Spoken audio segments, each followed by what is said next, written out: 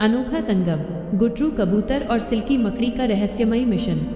बरगद का वो पुराना पेड़ किसी डरावने साए की तरह जंगल के बीचों बीच खड़ा था, जिसकी टहनियां आसमान को छूती थीं। उस पेड़ की सबसे ऊंची और अंधेरी टहनी पर गुटरू कबूतर रहता था, जिसकी आंखों में हमेशा एक अनजाना खौफ और आसमान फतह करने की जिद रहती थी। उसी पेड़ के नीचे जमीन की गहराइयों में बने एक संकरे सुराख में रहती थी सिल्की मकड़ी, जो अपनी जादुई लार से ऐसे जाले बुनती थी जो लोहे की तारों की तरह मजबूत और शीशे की तरह पारदर्शी होते थे। जंगल के बाकी जानवर उन्हें अजीब जोड़ी कहकर पुकारते थे, क्योंकि एक का ठिकाना ऊंचाइयों पर था और दूसरी की पूरी दुनिया जमीन की धूल में सिमटी थी। एक रात जब पूरा जंगल गहरी नींद में सोया था, एक शिकारी के भारी जूतों की आहट ने सन्नाटे को चीर दिया।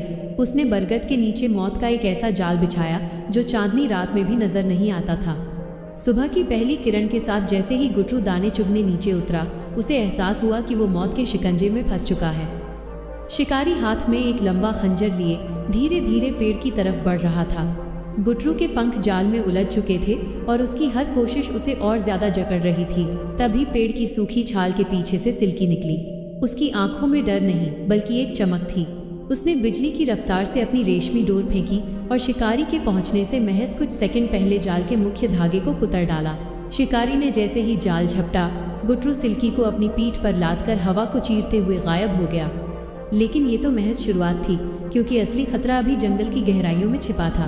कुछ दिनों बाद अचानक आसमान में काली घटाएं छा गईं और पूरा जंगल एक रहस्यमयी सन्नाटे में डूब गया।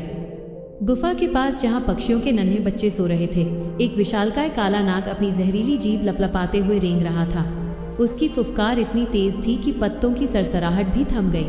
सांप के करीब पहुंचते ही सभी पक्षी खौफ से कांपने लगे, क्योंकि उस काले नाग का जहर किसी को भी पल भर में राख कर सकता था। गुटरू ने सिल्की की ओर देखा और दोनों के बीच एक अनकहा समझौता हुआ। गुटरू ने अपनी जान जोखिम में डालकर मौत के मुंह में गोता लगाया और सिल्की को सांप के फन के ठीक ऊपर पहुंचा दिया। सांप ने जैसे ही अपना फन उठाया, सिल्की ने हवा में ही अपने हुनर का ऐसा जाल बुना कि वो सीधा सांप की आंखों और मुंह पर चिपक गया।